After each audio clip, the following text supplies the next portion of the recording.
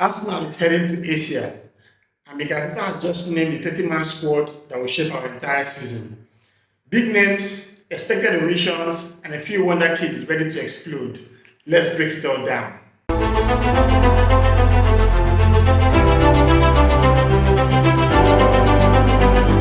Welcome back to All About Arsenal. The Gunners are set for their Asia tour in Singapore and Hong Kong, and today we'll take a deep dive into the entire preseason squad, look out for some inclusions, look at those exciting youngsters, and of course the first team regulars who are back into action. So Arsenal's Asia tour squad are 30 in number, and it actually has a perfect blend of some of the key senior players that are back in preseason action, a couple of youngsters, and even the new signings that we've had into the team. So we're going to take some time out to just have a quick overview of the squad, see who and who made it into the team, see who did not make it for any reason or the other, and of course what to expect tactically from Mikel Arteta. Starting with the senior squad, David Raya is the key goalkeeper that is joining the team, and in defense you would have the likes of William Saliba, Gabriel, who just came back from his hamstring injury, Ben White, who struggled with injury last season, Jurriën Timber, who also had some injury challenges. I think he went for an ankle surgery, like a corrective surgery early in the campaign. Jacob Kivior, Alexander Zinchenko, Ricardo Calafiori, and of course, Miles Kelly, who just signed a new contract this summer.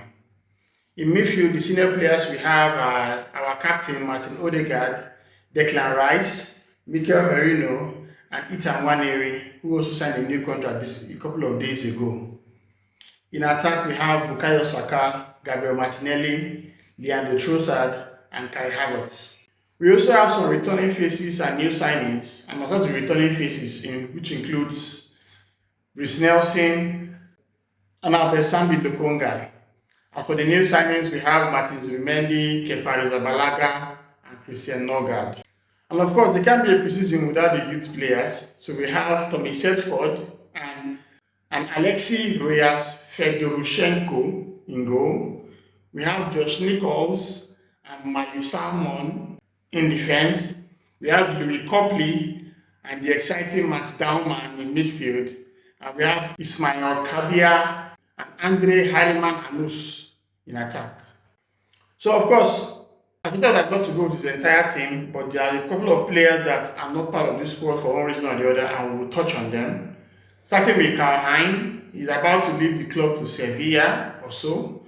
I'm guessing that he preferred to stay back so that he can actually facilitate that move. I actually spoke about it in an earlier video a couple of days back.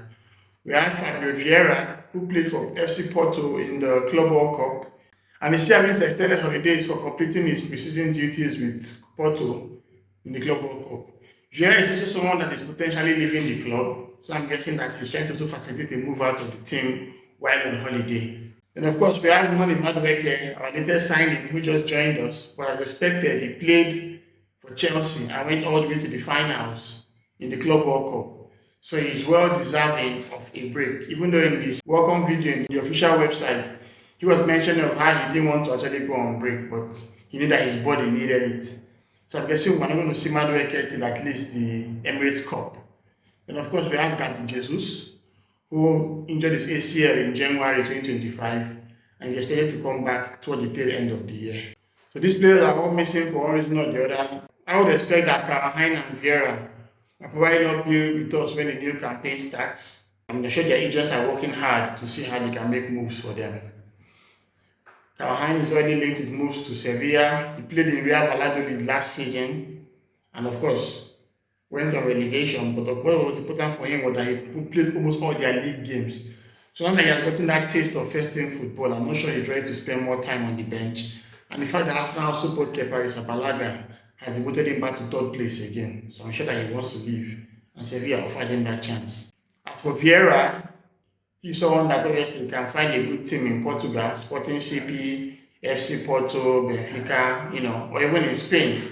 He's a very technical lad.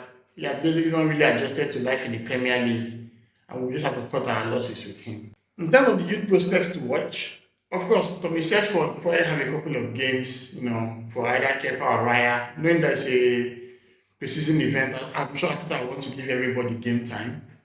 At least we have gotten a glimpse of him when he kept for Arsenal and made his debut in the Carabao Cup third round clash against Bolton last season.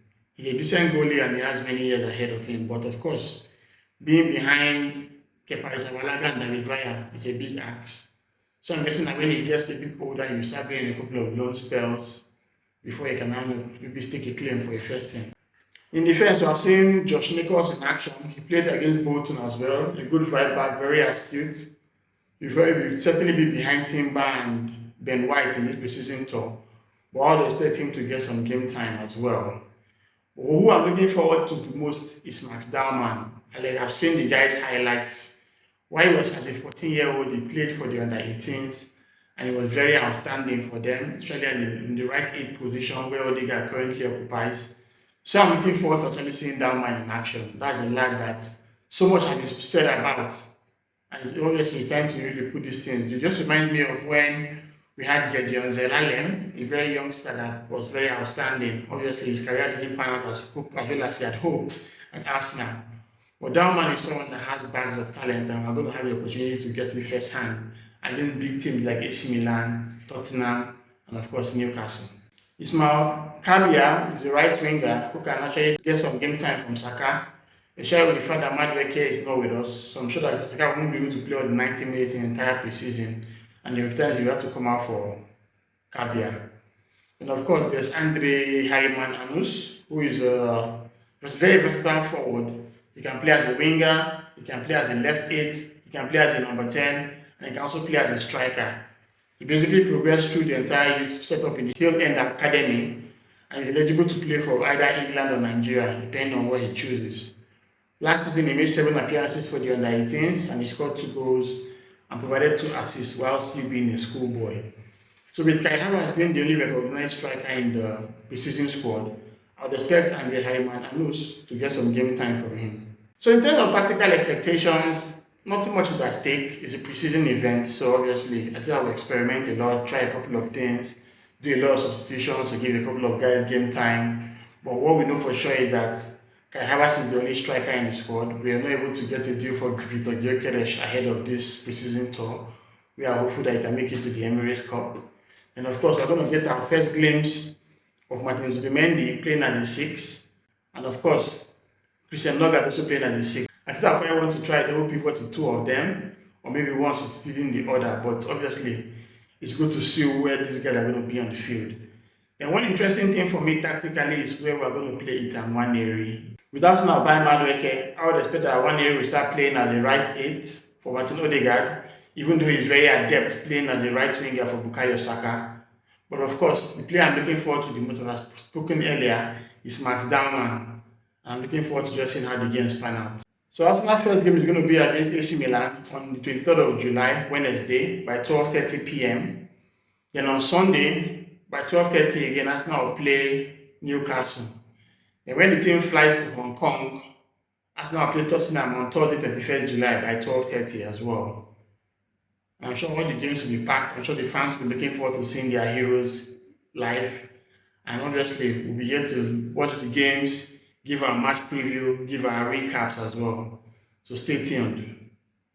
So that's all for today. If you enjoyed today's video, please give it a like, subscribe, and hit the notification bell so you don't miss any of our upcoming videos. Come on, you gunners.